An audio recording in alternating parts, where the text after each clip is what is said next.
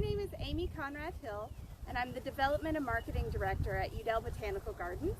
And I'm going to read you a pocket for corduroy as part of our Checking In With You series.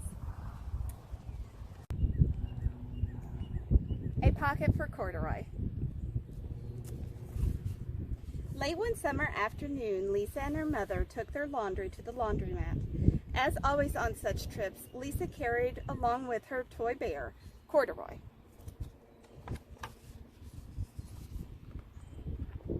The laundromat was a very busy place this hour.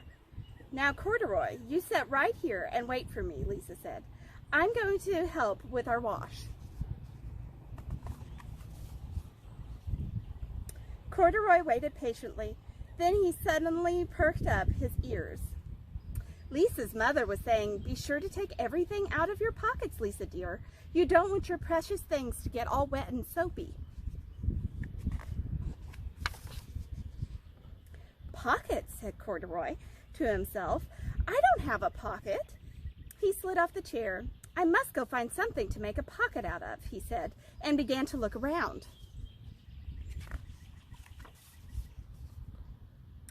First he came to a pile of fancy towels and washcloths, but nothing was the right size or color.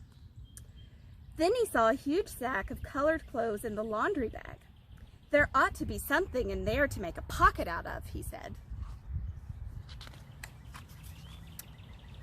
Without hesitating, he climbed inside the bag, which was filled with pieces of laundry. The dampness didn't bother Corduroy in the least. "This must be a cave," he said, sighing happily. "I've always wanted to live in a nice, cool cave." When the time came for Lisa to fetch her bear, he was gone. "Oh, Mommy," she exclaimed, "Corduroy isn't here where I left him." "I'm sorry, honey," said her mother, "but the laundromat will be closing soon and we must be getting home." Lisa was reluctant to leave without Corduroy, but her mother insisted. "You can come back tomorrow," she said. "I'm sure he will still be here." As they left, a young man wearing an artist beret was taking his wet laundry out of the bag, the very bag Corduroy had discovered. Before he knew it, Corduroy was being tossed together with all the sheet shorts, and slacks inside the dryer. But just as the artist was shutting the glass door, Corduroy tumbled out onto the floor. "How in thunder did that bear ever get mixed up with all my things?" the artist wondered. Poor Corduroy was damp all over. "The least I can do for him is give his overalls a good drying," said the man thoughtfully. He unbuttoned Corduroy's shoulder strap and put his overalls in the dryer. Corduroy grew dizzy as he watched the clothes spinning around, but the artist became inspired. "This would make a wonderful painting," he said as he took the sketch pad out of his pocket and began drawing the swirling colors. "I can hardly wait to get back to my studio." Finally, the dryer stopped whirling and the man gathered up the clothes. Then he helped Corduroy put on his warm, dry overalls. All at once, the manager of the laundromat called, "Closing time! Everybody out!"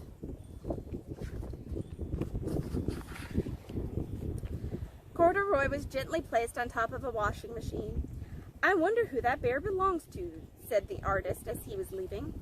"Seems to me you should have his name someplace. He's too fine a fellow to be lost." As soon as the lights were turned off, Corduroy began his search again. He was surprised to see something white glowing in the dark.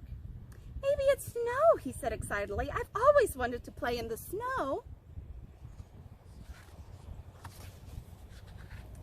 He accidentally tipped over the open-lidded box, and suddenly he was covered with soft, slippery soap flakes.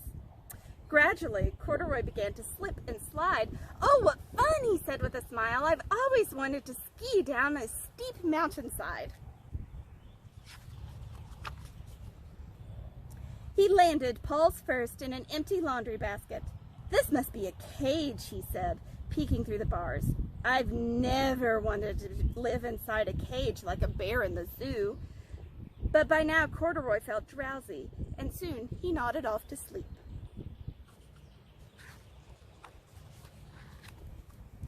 Next morning, when the manager came to open the door of the laundromat, there was Lisa waiting. "I left something here yesterday," she exclaimed. "May I look around?" "Certainly," said the manager. "My customers are always leaving things behind." Lisa was searching under the chairs and in the back of the washing machines when she heard the manager call her. "Is this what you've been looking for, señorita?" Yes, he's my best friend," shouted Lisa as she came running. She reached in and picked Corduroy out of the basket. "So this is where you've been, you little rascal," she said. "It's time I took you home." Lisa thanked the manager and ran down the door, out the door and down the street, holding Corduroy tightly in her arms. "I thought I told you to wait for me," she said. "Why did you wander away?" "I went looking for a pocket," Corduroy said. "Oh, Corduroy, why didn't you tell me you wanted a pocket?" said Lisa, giving him an affectionate squeeze.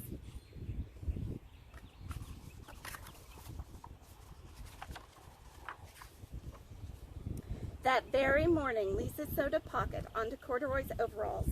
"And here is a card I've made with your name on it for you to keep tucked inside," she said.